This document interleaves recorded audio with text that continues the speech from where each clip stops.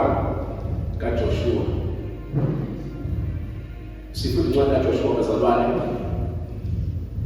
Sifunda chapter number 1 from verse 2. That's in the 2 verse 8. Akabonga uJesu. Incwadi ke le ekhona bazalwane emva kwencwadi eziku5 esibhalwe uMoses, incwadi zokuqala abasibiza ngeTorah noma iPentateuch. After Genesis, Exodus, Leviticus, Numbers, noDeuteronomy bese qhamuka uJoshua. Ayibonge Nkosi. uJoshua bazalwane omunye wabathathu bethu kakhulu noMoses. uMoses ekhambeni kwakhe konke noNkulunkulu nasekholeni konke ekhola abantwana bakaNkulunkulu Israyeli ewususe eEgypt beya ezweni lesithembiso iKhanani ubeseke khona uJoshua lesizokhuluma ngayo bekhona izinto esibona ukuthi singafunda ngazo njengebandla kaNkulunkulu. uJoshua lokhu-ke wathunyelwa kade ethunyelwa iy'bayi eziwu-12 zikho-check-a la uNumbers chapter number 13. Siyabona lapho kume bathuma uMoses ukuthi bayobheka ukuthi izwe lizondleka yini, ngoba le ndaba le ithi about ukudliwa kwezwe noma uNkulunkulu egcwalisa isithembiso ayesithembisile u-Abrahama ukuthi iKhanani leli uzoba yelakhe noma uzolibusa. Ayibonge Nkosi bazalwane. Ngiyafisa sibheke bazalwane, sibheke ukuthemba kaNkulunkulu masibuka nencwadi lena, sibheke ukuthi God's promises never fail. Ngisho ngabe kuthiwa kuthatha isikhathi esingakanani ukuthi isithembiso sikaNkulunkulu sifezeke, kodwa sona asifeyili, sigcina sizofezeka sona. Ngifisa sikhulume isikhathi esifishane kakhulu, sikhuluma ngaphansi kwaleso sihloko ukuthi God's promises never fail. Sibheka kuJoshua chapter number 1 from verse 2 to 8 ngokusizwa uNkulunkulu. Ngithe kade ngifunda uMpostoli ngayithola le ndaba ukuthi leli gama leli likaJoshua linemfihlo phakathi. Uma bechaza ukuthi sikhize bathi igama likaJoshua leli kwakuyigama sekuJoshua ngoba phela igama lesingisi masithi Joshua, ngoba mebhala iOld Testament beyibhala ngesiHebheru, leli gama leli likaJoshua lale uJehoshua. Ukuthi mechaza ngesiHebheru sakubo lichaza ukuthi Yahweh is a deliverance, noma lichaza ukuthi Yahweh is a salvation, ukuthi inkosi iyinsindiso yethu noma inkosi ukukhululwa kwethu. Ayibonge Nkosi, kodwa ngithanda kakhulu masivulela kwiNew Testament bebheka ngesiGreek manje ngoba iNew Testament lisibhalwa ngesiGreek. Leli gama leli elithi Joshua mase bebheka ngesiGreek bakubona lisho uJesu noma lisho ukuthi igama likaJesu. Masibheka lisho uJesu inkosi yethu ukuthi the Lord is our deliverer noma is our savior. Ayibonge Nkosi, ngithenge ngibheka lokho ngicabanga ukuthi kubalulekile ukuthi sikubone sihambe sizobheka kancane background ukuthi uJoshua mebhala yena ubhala usukaphi uyaphi. Ayibonge igama lenkosi. Akuyona incwadi kakhulu bazalwane, incwadi njengamachapter awu-24. Sinasofunda chapter 1 sikhethe amavesi ambalwa kakhulu. Ayibonge Nkosi. Uma ngabe sibheka babukhize uJoshua chapter 1 mhlambe to verse 5 kukhulunywa ngoNkulunkulu nje eprepare abantu bakhe ukuthi bazophuma eqileni bangene ezweni lesithembiso. Kusho ukuthi lesibona i-invasion of land ukuthi bangena kanjani ezweni ababethenjiswe lona. Mhlasimbe musuka ku-chapter 6 number 12 sibona ukunqoba kwabo manje benqoba ngoba phela izwe ababezongena kulona kwakungelona izwe nje elahleli ngenabantu kanye nabantu. Mengabe sihlehla kancane sibheka uNumbers so bake bathunywa oJoshua bewu-12. Masibale lokho ayihambe nawo uJoshua uyabenshima and uCaleb uyabenshima. Thoba uyabethulile abawu-10 bezohambisa i-report bethi sibone amadoda amakhulu ama-giants and asicabanga ukuthi singabaloba nabantu vele sazibona nje siyintethe phambi kwabo siyizinto ezingelutho. Kodwa uJoshua ukuya nomyalezo positive enoKhalebi bathi noma bebangaka kodwa uNkulunkulu ongakithi mkhulu ngalokho asinyukele khona ezweni siyonqoba sithathe izwe ngoba uNkulunkulu kungakithi. Akubongwe igama lenkosi bazalwane. This Joshua ubekade assistant kaMoses. Isikhathi eside ubekade esifunda indlela zikaMoses ebuka ukhona kukaMoses. Ubekhona nengabe uNkulunkulu ehlele endleleni namandla etendele ukuhlangana noMoses, uNkulunkulu ezokhuluma noMoses noJoshua wayekhona lapho. Ubekhona futhi uJoshua mengabe uMoses ephuma entabeni efica abantwana baka-Israyeli sebakhe ithole ubekhona lapho. Ayibonge inkosi bazalwane. So ngiyafisa sibheke manje ngokusiza uNkulunkulu i-test yethu noma mhlambe incwadi esibhekayo sithi sibheka uJoshua chapter 1 verse number 2 njengoba ngishilo siyafunda bazalwane. Kufundeka kanje: Moses my servant is dead. Now therefore arise, go over this Jordan, thou and all these people, unto the land which I do give to them, even to the children of Israel. Ayibonge Nkosi. Ngicela ngikhize ungifundele kwelesizulu. uMose inceku yami ifile, ngalokho suka uwele eJordani, wena nabantu bonke, niye ezweni engibanika lona abantwana bakwa-Israyeli. Amen. Zonke izindawo uyakunyathela kuzo amathe onyawo lwenu ngininikile zona. Ngalokho ngakhuluma kuMose kusukela ehlane nakuleli labanoni Lebanoni ukuze ufike emfuleni omkhulu umfula i-Eufrate, lonke izwe lamaHethi ngasentshonalanga kuyakuba ngumkhawulo wenu. Akayikubakho umuntu ongekho phambi kwenu zonke izinsuku zokuhamba kwakho. Njengalokho nganginaye uMose, kanjalo ngiyakuba nawe. Angikuyeka, angikuyikushiya. Qina uma isibindi ngokuba uyakwenza ukuba laba bantu badle izwe engalifungela oyise ukubanika lona. Qina kuphela ume isibindi kakhulu, uqaphele ukwenza ngomthetho wonke akuyela ngawo uMose inceku yami. Ungaphamuki kuwo ngakwesilungele noma kwesokhohlo, ukuba ube nempumelelo nomaphi lapho uya khona. Le ncwadi yomthetho mayasuka emlonyeni wakho, kepha wozidla ngayo imini nobusuku, ukuba uqaphele ukwenza njengokho konke okulotshwe kuyo, ngokuba lapho uyakuhlahlanelisa indlela yakho uphumelele kahle. Hallelujah. Ngiyabonga umkhisi. Ngiyafisa sibheke siqale kuverse number 2 bese soqala kuyena. Sibheke mhlawumbe uNkulunkulu ufisa sifundeni ngezwi kaNkulunkulu namhlanje kimi. Uma nje uNkulunkulu eqala ukukhuluma noJoshua chapter verse number 2 uthi uMoses inceku yami ifile. Kodwa ukufa kwenceku yami akusho ukufa kokukhuluma kwami, noma kusho ukufa kwenjongo yami, noma kusho ukufa kwenceku yami. uMoses inceku yami ifile. Ayibonge inkosi bazalwane. Kusho kufika lesikhathi sokuthi uMoses afe, ne-leadership kaMoses ife. Bese uNkulunkulu uyafisa icebo lakhe liqhubeke. Akusho ukuthi ngoba uMoses engasekho phakathi kwabo icebo laNkulunkulu lizofa.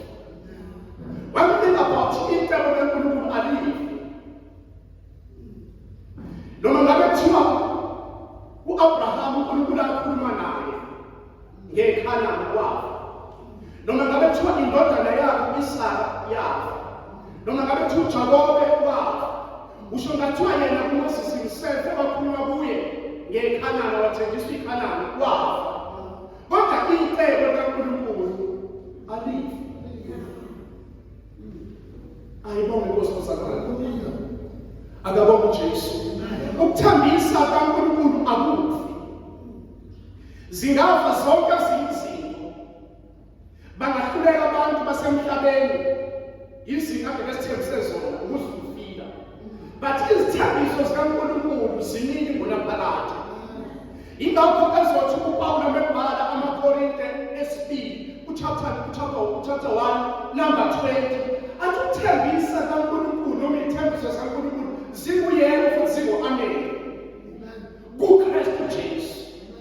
Kusho ukuthi zonke lezi zithembiso uNkulunkulu azithembisile zizoba fulfilled ngoba sikuKristu Jesu. uPawulu uyichaza kahle kana kumaKorinte 2 Corinthians chapter 1 verse 20 uthi ukuthembisa konke kaNkulunkulu kunguyebo futhi kungu-amen. Mase ayichaza le ndaba athi kuKristu uJesu. Mengabe uNkulunkulu ekade ekhulumisana noJoshua uthi inceke yami ifile, uMoses inceke yami ifile, kodwa ukukhuluma kwami nokuthembisa kwami ngeke kuze kufe. Imessenger ingafa kodwa imessage ayifi. Imessage ilile. Imessage ibikhona nomphakathi izaba ibandla. Imessage isekhona namhlanje sisaphusha yona. Njengoba nje umpostoli msebengo ngokuphusha yona le message le. Imessenger noma ngabe kuthiwa kuyaphela ngayo kodwa umyalezo kaNkulunkulu awupheli awufi. uNkulunkulu umethi qina ngiyacabanga ukuthi isimo ayekusona la uJoshua esokuthi who am I ukuphusha i-agenda engaka. uNkulunkulu ukhulumile kuMoses. Siyazi sonke masifunda iBhayibheli ukuthi uNkulunkulu wamdisqualifya kanjani uMoses ukuthi angaliboni iKhanani noma ethenjisiwe. Kwaba ungalaleli nje okuncane. So uyakusaba noNkulunkulu umbonile noNkulunkulu ukuthi ngizohamba kanjani mina mengabe into yami yaphambuka kancane ayangasangena kulezo siyabulonga. Kodwa uNkulunkulu uzokhuluma nawe. Enye into engiyifundile ngoNkulunkulu unayo le uNkulunkulu ukuthi angabheki ukuthi ubani kodwa abheke icebo lakho kufezeke ngawe. Akabhekanga ukuthi ubekade eyilida wathatha i-assistant umsizi nje okade sizi uMoses wathatha yena. Mengabe fika ethi isibindi akasho ukuthi isibindi ngoba uJoshua eyigwala. Masifunda ngoJoshua siyambona ukuthi bekade eyiqhawe. Mevela uvela ubuya ne-message positive uthi ngisho ngabe kuthiwa niyabasaba thina kodwa sizonyuka. Noma ngabe kuthiwa niyabasaba nina kodwa sizonyuka ngoba uNkulunkulu ngakithi. Uwumuntu okade ne-understanding yokuthi uNkulunkulu ungakithi. Ubeyithemba into kaNkulunkulu. Praise the Lord. Kodwa siza uNkulunkulu beqale ekhuluma naye ethi nginawe qina unesibindi.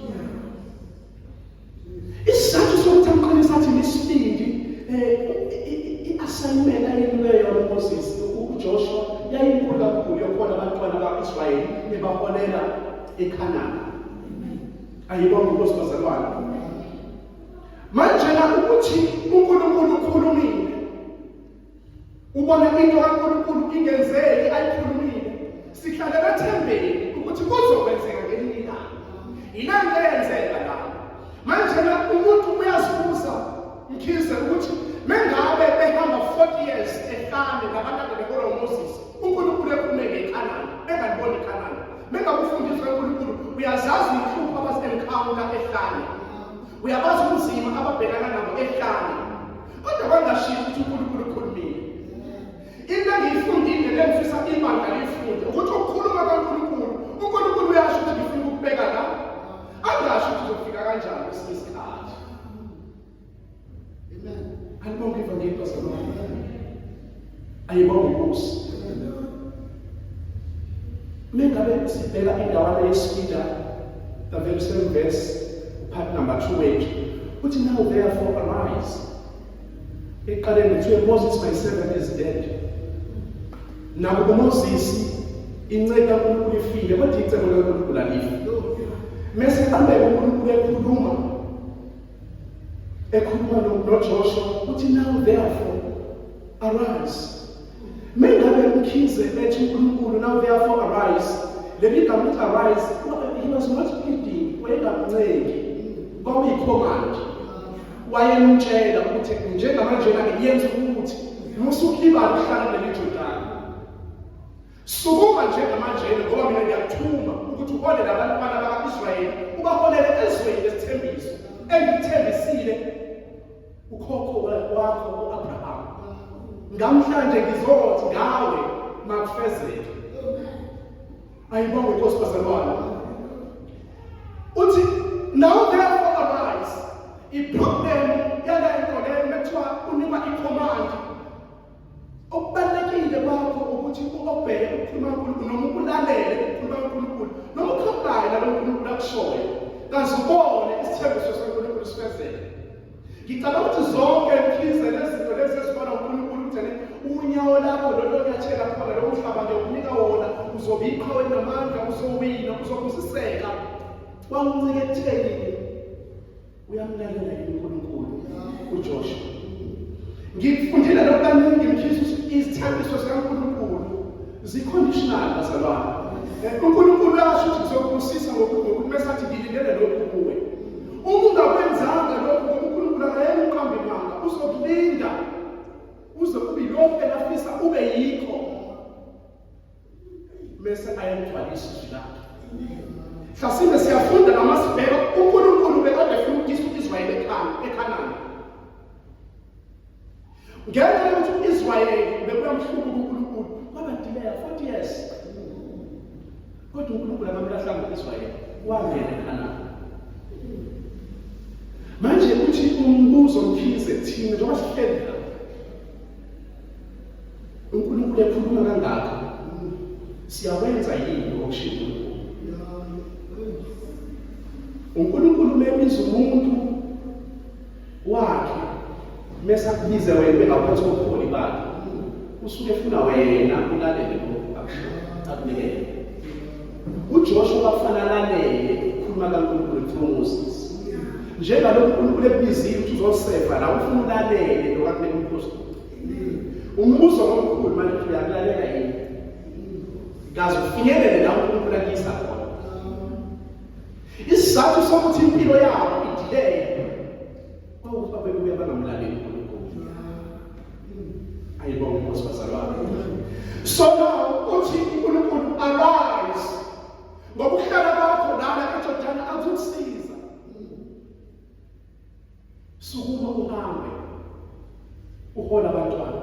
Wesinye isikhathi lento ekuzibheka ukuthi mina ngi-assistant, mina nginjena, mina ngokuthi ayisizi kakhulu, kodwa ukusizayo ukuthi just arise wenze njengalokho uNkulunkulu eshilo.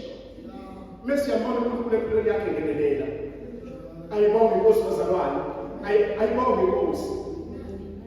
Uthi Israel uNkulunkulu amubeka uSamuel, 1 Samuel chapter number 15, uthi ukulalela kungcono nemhlatshelo nemnikelo.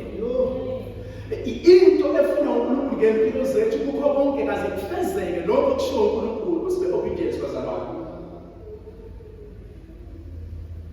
Masingeke obedient isidala inkinga yokuthi singangabona ukukhuluma kaNkulunkulu empilo zethu kufezeke. Akusho ukuthi kufezeke kuzokulinda uNkulunkulu. Ngoba lo uNkulunkulu esimkhonza bazalwane precious, uthembekile, unomusa, unothando. Uyakulinda uzophelula. Bese icebo lakhe liyafezeka. Mhlawumbe ngisho lokho engikufundayo la engikubona ngoIsrayeli. Wayengekho desperate ukuthi angasebenzisa abanye abantu. Kodwa wayebona ngisho ukuthembisa kwakhe akuthembisa kuAbraham. Ingakho abalinda bebheka 40 years beganga benza yonke amasicabanga becomplaina bemthuka uNkulunkulu befuna nokumtshela uNkulunkulu akenze njani. Kodwa uNkulunkulu ababekezelela ngoba isithembiso sikaNkulunkulu asifi. Ukuthembisa kaNkulunkulu akufi. Ukuthembisa kwabantu emhlabeni ngikubonile kaningi kuyaphela futhi. Kodwa ukuthembisa kaNkulunkulu akufi. athembekile emhlabeni siyakubona kuphela kudlula kodwa uthembisa kaNkulunkulu akufi. Ayibonge Nkosi wazalwane. Siyaqhubeka nokufunda bazalwane beNkulunkulu. Praise the Lord. Mhlambe umbuzo uzothi are you obeying the word of God? Uyakulalela yini ukukhuluma kaNkulunkulu? It's good ukuthi siyeza Sunday sihlangana kuyasijabulisa siyakuthokozela. Kodwa uma ubheka impilo yakho uyakwenza yini lokho uNkulunkulu akukhulumayo? Ayibonge Nkosi. Sengiyabona manje umpostoli nangakunani makukhulunywa ngokuthena abazalwane babone bengeke inkonzo yethu kwabuhlungu kangakanani. Ngangakunaka kuqala kodwa njengamanje uNkulunkulu indawo yakho angibeke kuyona ithi angibe consent ngokufika kwabazalwane. Bese ngibabona bengafiki uyazi ukuthi kwabuhlungu kangakanani. Uyazi uzokhohlwa ukukhuleka kwenu endleleni nawe uqale ngabo Nkosi yami. uNkulunkulu bekusiza ubabale wabana ayibonge Nkosi. Ngifuna ukuthembeka kaNkulunkulu akufuna ukuphuma kuleyo nkhuluma ngayo. Glory to Jesus. Ayibonge Nkosi bazalwane. Sifunda uverse number 2. Mawufunda uverse number 2 uthi go over this Jordan. Methi go over this Jordan usho ukuthi musuhlala kwendawo ngathi kuhlungu kuwe. Sengikhulumile lento ukuthi assistant yeke. Lento ukuthi background yakho kule injani yeke. Lento ukuthi umfelokazi yeke. Lento ukuthi intandane yeke. Lento ukuthi uyakubeka yeke. Praise the Lord. Go over this Jordan. Ungabusananga ukuthi isimo sami sinjani. Kodwa sukuma uhambe. Usukunyiswa yini ukuthi khomani. kaNkulunkulu iyona ephakeme noma iyona eyogcina noma iyona enkulu kunakho konke kwakho empilweni yakho izwi laNkulunkulu elinamandla. Angikhathali ngabe kuthiwa uyahluleka uyisahluleka njani kodwa ngifuna ukusho namhlanje ukona konke kwakho empilweni yakho izwi laNkulunkulu eliyogcina. Nansi condition provided uyalalela uyalenza. Ayibonge Nkosi wazalwane. Praise the Lord. Lento yokuthi thiwa sukuma uhambe noma sukuma eJordani ohleli kulo umfula noma babekuke indawo ohlala kwabe indawo okudlula isimo lesi odlula kuso ayindawo okuhlala indawo okudlula inkingu lento okula ayindawo okuhlala indawo okudlula ukuthi awuthanda noma odlula kuyo ayindawo okuhlala ukuthi phela umsebenzi ayindawo okuhlala okudlula ukuthi uyazonda ayindawo okuhlala okudlula ukuthi umndeni okufuna kusinda ukuhlala lendawo okudlula. Ingakho lithi go over this Jordan. Ayibonge Nkosi wazalwane. Nawe ngithandayo uNkulunkulu ekhuluma. uNkulunkulu umzali wethu uthi akhuluma nawe abekubuka ukuthi bavuka ukuthi umuntu uthakathaka mfethu uyazibuza ngathi ngangikhona bebekhuluma uyazibuza ukuthi mina wonke obade nje ewumsizi kaMoses angikaze ngimholi sengizokwenza umsebenzi ongaka. Uyabona yini le ukuthi neyintelo omkhulu ayangabonakala yenzeka kuAbraham ayibonakala ngayenzeka kuIsaac ayibonakala ngayenzeka kuJacob ayenzeka kuMoses abaprofethi wakuye sekuthiwa mina okade siza izokwenzeka ngami. Ngiyajina ifrustration nepain nokusaba kwakhe okwamehlela ngaleso sikhathi. And manje na umkhize enye into ayibhekayo la ukuthi lo muntu wamesapha naye kancane ukuthi ukushaya kuphela. Uyabona ukuthi uMoses akangenanga ngenxa ukuthi akakwenzanga ukuthi ekhulumile. Praise the Lord. Akabona uJesu bazalwane. Isikhathi sami sangivumela. Glory to Jesus. Ayibonge Nkosi bazalwane. Asifundeni ukhize ufunda verse number 3. Zonke izindawo oyakunyathela kuzo amatho sonyawo lwenu ngilinikile zona njengalokhu ngakhuluma kuMose. Ayibonge Nkosi. Zonke izindawo oyonyathela kuzo, mina Nkulunkulu ngikunikile zona njengalokhu ngangishilo kuMoses.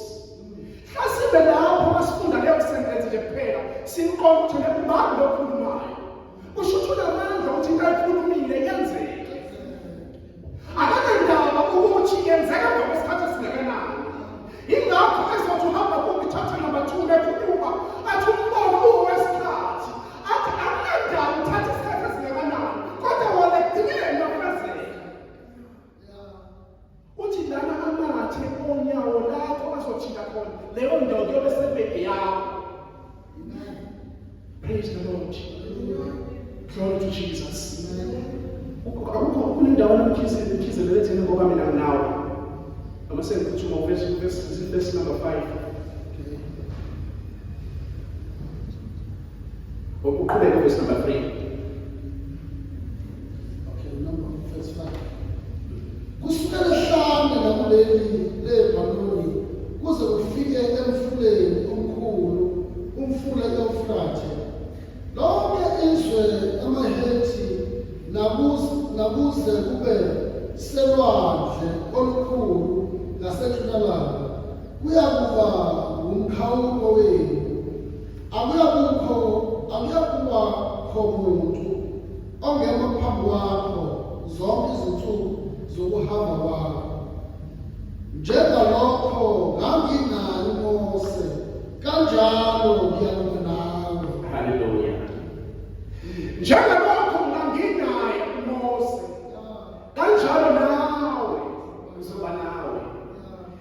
Isizathu sokuthi uMoses akwazi ukuthatha bonke akade kuzwa uNkulunkulu amhlulisele kubantu. Isizathu sokuthi uMoses akwazi ukumelana nobukhulu benhliziyo kaFaro. Isizathu sokuthi uMoses akwazi ukulida uIsrayeli uhlupha endleleni ingoba uNkulunkulu wayenayo. Kukhona izinto ezingenzeki uNkulunkulu engenayo. Amen. Mhlawumbe siyicacise lento ukuthi kwesinye isikhathi hlasibe isikhathi esiphila kusona manje. Ukancane sithi uNkulunkulu akanawo. uNkulunkulu usebenzisa umoya wakhe ukuthi ukhulume. Ikunalento ukuthi umoya kaNkulunkulu ekhuluma wena awumunaki. Bese abathi uNkulunkulu uyamdileya. Athathe intadeni yomkhize athi ayenze utata. Ngoba umkhize akalaleli. Kuyingozi-ke lokho. Khona umprofethi oke wathunywa bazalwane. Akangafuni ukukhuluma njengalo uNkulunkulu ekhulumile. Noma akangafuni ukuya ekusho khona uNkulunkulu. Yazi uNkulunkulu wenza isimanga ngaleso sikhathi. Kwavela kakhuluma imbongolo yayigibela. Ngifuna ukuveza ukuthi uNkulunkulu akaswele abantu. Akaswele abantu. Mengabe uNkulunkulu ebeke utho enhlizweni yakho athi lenze kwenze. Mengabe uNkulunkulu ethi enza okuthile kulo umsebenzi kaNkulunkulu endlini kwenze. Mengabe uNkulunkulu ethi vuka ekuseni uze uintercession kwenze. Mengabe ethi uNkulunkulu inkonzo yakhe ngeke kube nje ukuklina endlini ekukhonzelwa khona kwenze. Ngoba isibusiso sakho sikulento ozokuyenza. And uma ungakwenzanga lokho angakubeka komunye Mesiya yamsiseka. Wena ubekile. Njengalokho nganginayo uMoses nawe uzoba nawe. Isizathu sokuthi nami ngeke lokho abakhona ukuphumelela yingoba mina ngizobe nginawe. La evangelini awekho ama-shortcut ukuthi ngifuna ukwenza into ngendlela yami. Ngaso sonke isikhathi siyahola uNkulunkulu ukuthi senze lokho uNkulunkulu afisa sikwenze. Glory to Jesus. La ekholweni umuntu akenzi ngendlela yakhe. Wenza ngendlela yalowo obambizayo. Alibonge ivangeli.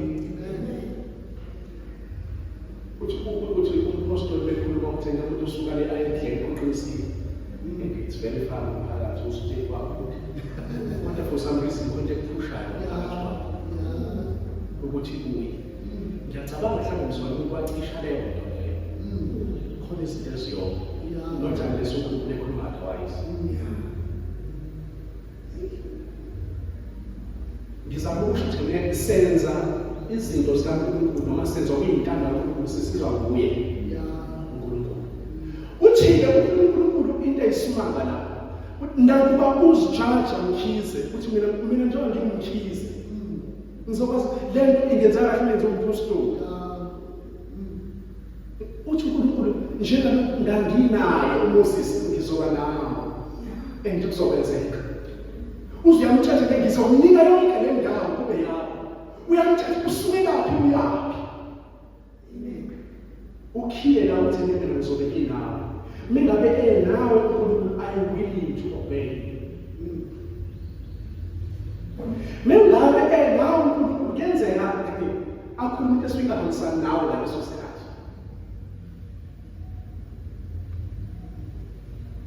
I know boss. Kodwa ngokwecebo lakhe befuna lenzeke.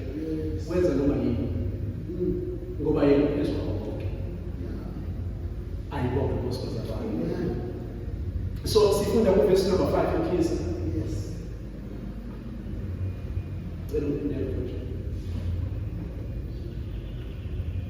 Akuya kuba umuntu ongema phambi kwakho zonke izinsuku zokuhamba kwakho. Njengalokho nganginaye Mose kanjalo ngiyakuba nawe. Angikuyeka. Angikushiya. Amen. Amen. I-assurance lena enikwa uJoshua ukuthi njengoba ngahamba naye uMoses nawe uzohamba nawe ungasali. uNkulunkulu ujwayele ukuthi Mkhize ayikhulume into ukude ungakafiki kuyona. Kodwa ayibeke enhlizweni yakho. Le ndoda ke bathiwa bayobheka ukuthi lezwe linabantu abangakanani. Hamba lobheka singalibina nezwe. Babuya besaba bathi sibona abantu abayigora sibona ama-giants. Bathi bona bobabili noKhalebi asambeni sonqoba ngoba uNkulunkulu ngakithi. Uyabona uNkulunkulu usakhonfirma lento ekade isenhlizweni yakhe kodwa ngawo ukuthi ngingenza noma yini mengabe uNkulunkulu engakini. Ilokho akushoyo la uNkulunkulu. Praise the Lord. Uthi there shall not any man be able to stand before thee all the days of thy life. As I was with Moses, so I will be with thee. I will not fail thee nor forsake thee. Ekhambeni kwakho konke kusukela manje ngizoba nawe angeke uhluleke. Ukuthathwa kwezwe lana kwangezi into negotiate bese yaxoxisana. uNkulunkulu ukhulumile kuthina sesizothatha lezo bazoliwa. Uma bezora uthi uNkulunkulu kumele kangakanani ngempilo esetshele ukuthi akekho uzoma phambi kwakho. Uyazi uNkulunkulu semnike i-assurance. Kumnandi kangakanani ukuphuma emsebenzini kaNkulunkulu esekutshelile ukuthi mina ngizoba nawe. Kumnandi kangakanani ukuphuma emsebenzini kaNkulunkulu esekutshelile ukuthi mina ngikubizela u1 no2 no3. Yayilula indlela yakhe ngaleyo ndlela uNkulunkulu esekhulumile ukuthi kuzokwenzeka. Kodwa imile Mkhize ukuthi yena wayezimisele yini ngokulalela lokho kusho uNkulunkulu. Praise the Lord. Thina sizimisele yini ngokulalela okusho uNkulunkulu. Ukhile nje ulapho ukuthi sizimisele yini ukulalela lokho kusho uNkulunkulu. Isizathu sokuthi uMoses kukhululeke ngeKhanani angangenkulu akamlalelanga uNkulunkulu. Glory to Jesus. Uthi verse number 6, be strong and of a good courage, for unto these people shalt thou divide for an inheritance the land which I swore unto their fathers to give them. Ayibonge ivangeli bazalwane. Ungamfundela Mkhize verse number 6. Number 6. Qinisile ukuba uyakwenza ukuba laba bantu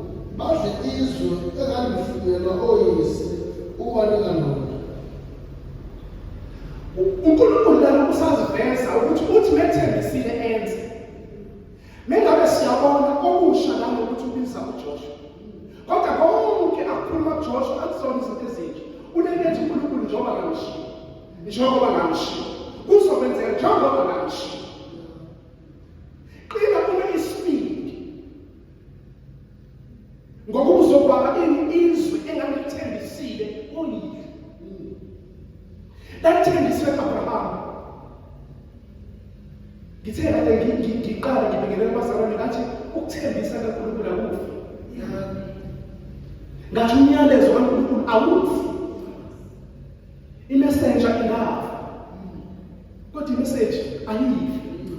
Iyama kuze manje. Ayibona Nkosi bazalwane. Ngewathi ngelinye ilanga bekhuluma uJesu nabafundi bakhe komphakathi uthi engxoxweni nje beyixoxa uthi phezu kwaleli dwala kuzokwakhiwa ndlalana kunamasange ayigesi awalibulala.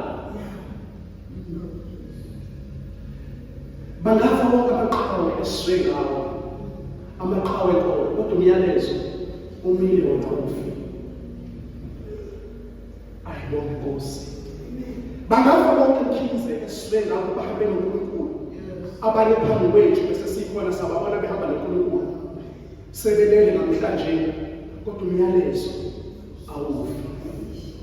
Usho njalo uNkulunkulu ukuthi ngakho qina kunesibindi ngoba mina kanje ngizobhalisa ukuphuma kwami. Ngoba mina uNkulunkulu angeke umuntu beqambamanga. Kodwa konke ngikushilo kuzokwenzeka. Angazi uNkulunkulu uthenge impilo yakho. Kodwa ngifisa ukuthi uqinise kuzokwenzeka. Ngakho uNkulunkulu akuphumile ngempilo yakho. Adinga omunye umuntu. Kudinga uNkulunkulu asibonakalise. Nawe usebenzisana naye ukuthi uvume. Ayibona Nkosi bazalwane. Muhle uNkulunkulu Nkosi ngoba akafosi umuntu akayena uNkulunkulu osebenza ngenhliziyo. Ayibona Nkosi. uNkulunkulu ekhuluma into esifisa uyenze. Mongayenza akashoti nabantu. Le ayishiya isizokwenzeka. Noma ngabe kuthiwa isenzekanga ngawe. Kodwa lokho akukhulumile kuzokwenzeka. Praise the Lord. Ayibona Nkosi bazalwane. Lesikhathi esifishane sizobe sinesipho seNkosi.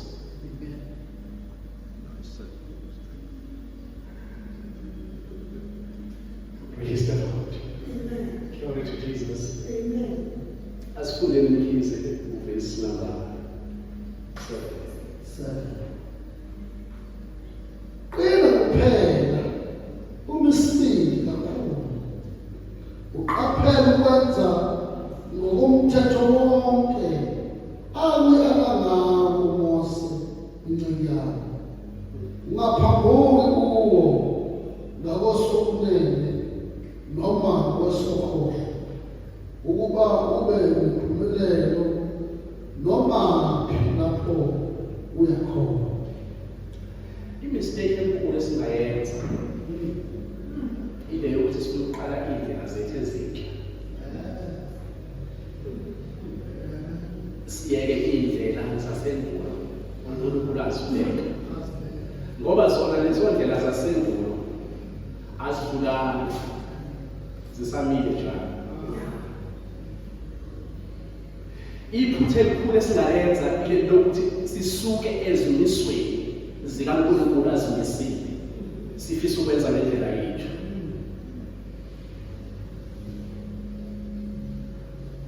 uNkulunkulu meqala ekhuluma uyamtshela njengoba ngikunika umsebenzi ongaka ingoba iceke yami isihambile emhlabeni. Ngizohamba nawe ngizokwenza ukuthi ngizokunika ukuthi. Verse number 7. Qina-ke umisibindi. Ngazibone lezi zinto zenzeka wena okwakho kwenze njani ukuthi uqine ube isibindi. Akushiwo ukuthi isibindi angeke size nawe ngigraduate kaNkulunkulu uqine umisibindi. Sibe sijabula besho njalo. Uthi waqina umisibindi ngoba kukhona ubunzima ozobhekana nabo. Asikunakeni ukusetshenziswa kwamagama masifunda iBhayibheli. Njengoba kuthiwa qina ube isibindi ngoba ikhona inkinga noma izingqinamba azohlangabezana nazo endleleni. Esodinga ukuthi aqine amisibindi. Kodwa kuhle ukuthi uNkulunkulu uzobe nayo.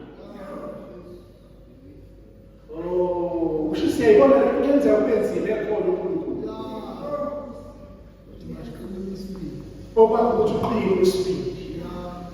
Kuyenzeka izinto bona bathi asilungi ekhona uNkulunkulu okwakho ukuthi uqine unesibindi. Kuyenzeka ukuthi izinto bona bathi ziyadileya ekhona uNkulunkulu okwakho ukuthi uqine unesibindi. Kuyenzeka izinto zingenze ngendlela oqine ngayo kodwa uNkulunkulu ekhona okwakho uqine unesibindi. Praise the Lord. Uphinde ngizwe verse number 7 khona encane umuntu kunjalo. Qina kuphela unesibindi kakhulu. Uqaphele ukwenza ngokomthetho wonke akuyala ngawo uMose inceku yakho. Amen. Ungaphamuki kuwo ngokwesobunene. Amen. Noma ngokwesakhohlo ukuba ube nempumelelo noma lapho uyakhona. Amen. Uyazi into Mkhize ayencike kuyona uJoshua yiphi? Ilezi zincwadi lezi eziwu-5 ezazibhalwe uMoses. Mengabe kuthiwa le ncwadi yomthetho evesini elilandelayo ayingasuki emlonyeni wakho, kusho ukuthi ihlale ikhuluma bese uhlinza ngayo. Njengoba kuthiwa akaqine abesibindi bese angasuki endleleni ezazibekwe uMoses. Angasuke kuyaleni uNkulunkulu ayeyale ngakho uMoses. Kazabone nayizwa ngibathi manje ngoba obedient isiqhamlaphi. Sengikhulume konke ngakuthembisa konke kodwa ngilindele lokhu kuwena. Abanye bangazi bathi uNkulunkulu uqamba amanga kodwa bese uhlala phansi ubheka impilo yakho kodwa yena yimini engiphazamisele uNkulunkulu angenzanga njengoba yeshiya. Ngiphambukile. Sibe sikhumbuza ukuthi uNkulunkulu ulungile alikho iphutha lencane kuphela. And konke akushiwo. Ngisho ngathi ubona ngathi iyadileka namhlanje. Kuzolunga. Uzobona kwenzeka. Uthi umbhalo wamaHebheru abanye bathakasela ukukholwa. Baze balala bengazibonanga ithembiso ezathengiswa uNkulunkulu. Kodwa zona izithembiso zafezeka. Akusho ukuthi ngoba balala bengazibonanga azifezekanga. Kusho njalo uNkulunkulu lokho engangiyale ngabo uMoses nawe njengomuntu ngiyakuyala. Lalela bona. Khona uzobona umsebenzi wakho. Ayibonga Nkosi wazalwane. Uthi uverse number 8 sengihlala phansi. Uthi uverse number 8 le ncwadi lena-ke yomthetho akona umthetho okhuluma nje emoyeni, umthetho okhuluma kuyena uNkulunkulu. The very same God okhuluma noJoshua owakade uMoses. Uthi ayinasuka ngakashithi lutho endleleni zami nabesivumile. Glory to Jesus. Ayingasuki emlonyeni wakho. Mayingasukanga emlonyeni wakho kusho ukuthi ekhaya lakho umyalo kaNkulunkulu iwona ozobusa. Enhlizweni yakho umyalo kaNkulunkulu iwona ozobusa. Uthi meditate ngayo emini nasebusuku. Uthi mawenze njalo mina uNkulunkulu uzophumelelisa indlela yakho. Le ncwadi yonke noma le chapter esifundayo yayincike kulo verse 8 ukuthi akubone ukunqoba kaNkulunkulu, akubone ukuthembisa kaNkulunkulu kwenzeke. Une be condition le uzoba umuntu omkhulu. Amathonya lakho la thinta khona leyo ndawo yakho. Akekho umuntu ozoma phambi kwakho akunqoba. Useyajika la usethi mangabe le ncwadi yomthetho ingasukanga empeleni wakho uzobona konke okwenzeke. Mhlawumbe singazibuza kona sihleli phansi ukuthi siyenza yini njengoNkulunkulu.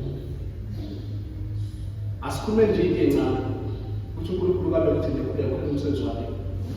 Akunika isikhathi kuba nesikhathi esithile ithanda sikhuleka umsebenzi wakhe. Uyakwenza ngisho isasho into encane. Ngisho uNkulunkulu akubeke enhlizweni yakho uyakwenza yini.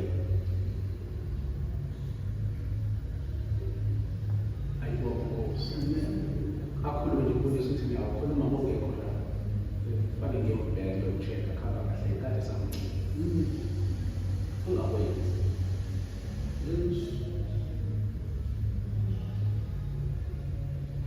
Impumelelo yakho incike ekutheni uyalalela yini.